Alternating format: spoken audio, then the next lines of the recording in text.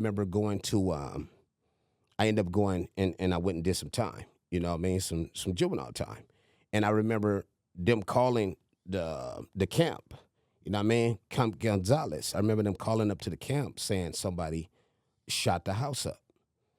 And Miss Price was the one that opened the door, and there was a guy standing there with a 12 gauge.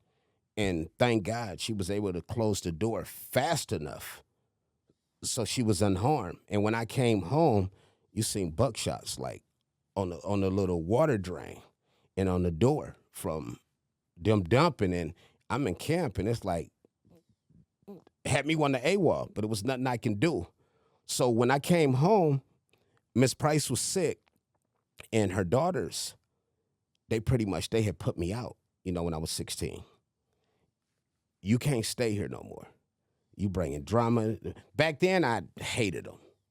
Couldn't stand them. But as I got older, I understood it.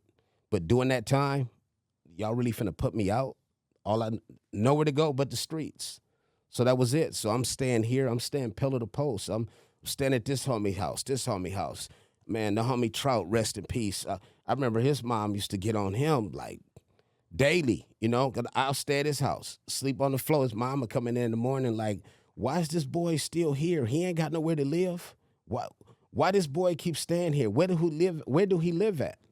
And pillar to post, I done slept in front of people's houses, man. I done slept in garages, cars, you name it. I'm hustling, grinding, doing everything possible that I could. Through the process, I'm in the gang life, gang banging heavy. All I know is go hard. That was all I knew. Go hard. If I'm gang banging, I'm gang banging. And whoever the enemy is, they gonna know me. They gonna know me personally because I'm gonna bring it. Hustling, doing what I could. I was 21. I remember I went to go see Miss Price. At this time, she had Alzheimer's. And I'm standing there, you know, in the house talking to her, but she don't even know I exist. How old was she when she had Alzheimer's? At this time, Miss Price I was 21. So she had she to was be older when she adopted you. Yeah, So she was older. She was like, when she adopted me, she probably was like 40 something when she adopted me.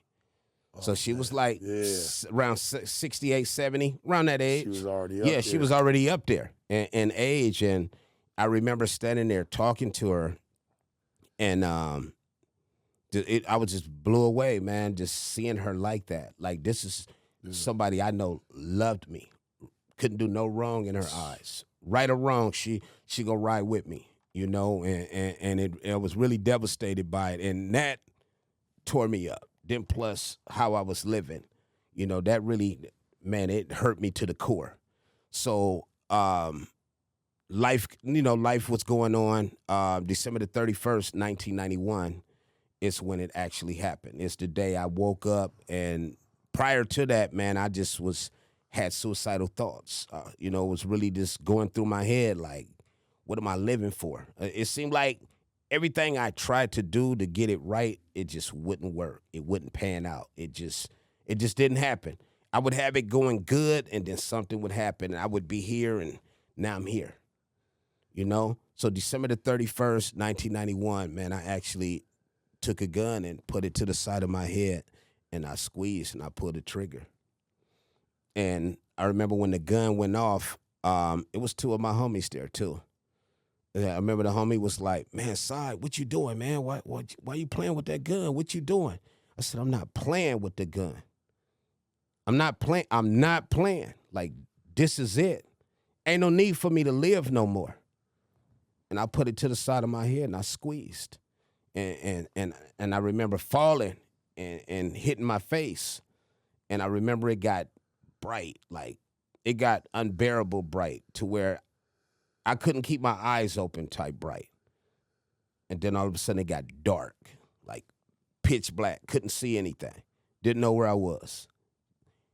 Then it started getting bright again, but my vision was blurry, completely blurry.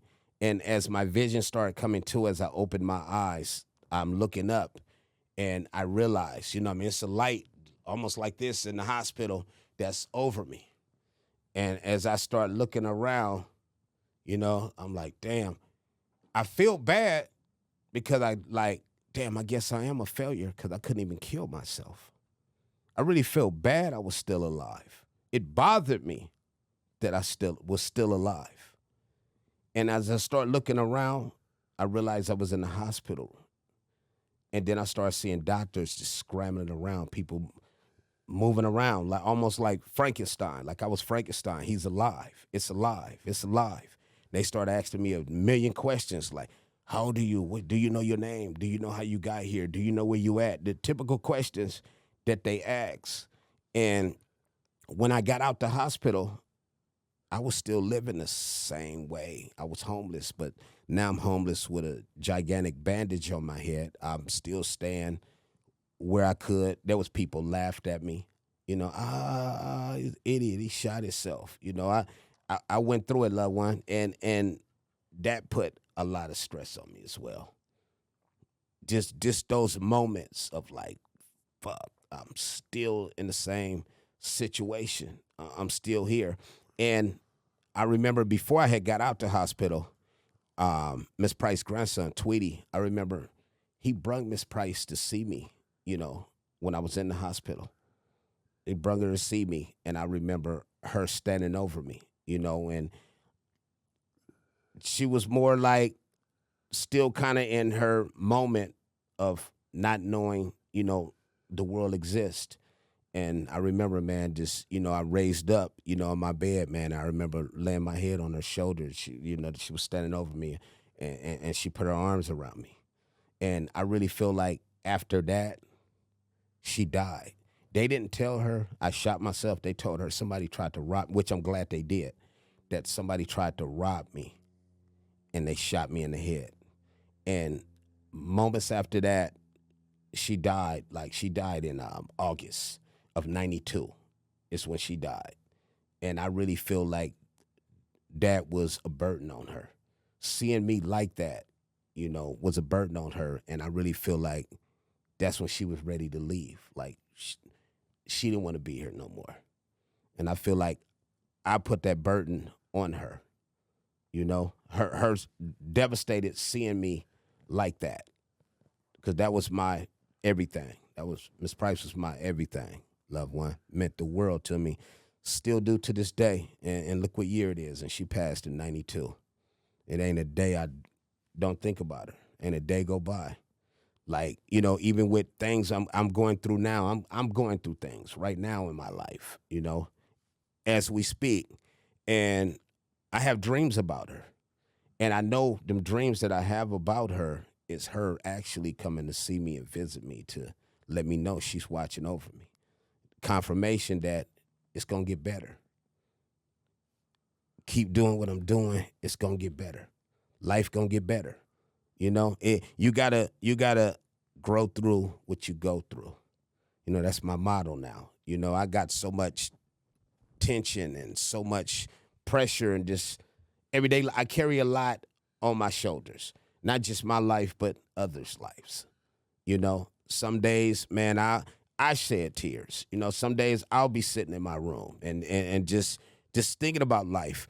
I'll shed tears for joy because I'm happy to still be here after. If you made it through the 80s and the 90s and you still here, that's a blessing.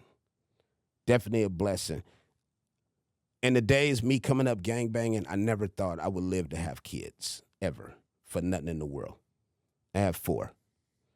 Second thing, for nothing in the world, you couldn't have told me many years ago that I'll have grandkids one day. I have 5. For nothing in the world, I never believed that I would ever live this long to see that. And I did. Them are tears of joy. The situation that I don't really want to put out there, but that I'm going through, people that know me know.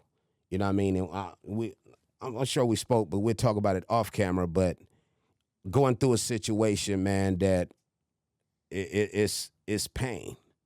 You know what I mean? It's definitely pain. Pain that eventually it's going to go away. I know it is, and it's in due time. I could just say in due time, it's going to go away. But at the same time, what I do, I signed up for. Me answering my call, taking calls, people going through things in life, and at the same time, I'm going through things in life. But I signed up for this. So I always been a person that take my life and sit it to the side to help others get theirs together, to help this person do this, or to help who I can. And I always felt like with me, with my life, sometimes I'm better at giving advice than living advice. That's something that I learned about myself that it took me many years to figure out. That's some of the realest shit ever, homie. Like, and I hope that don't go over people's head what you just said, homie. Like, that's it. It's a gift but a curse at the same time. Gift and a curse at the same time. I can give you the best advice in the world, but sometimes can't take it. Can't take it.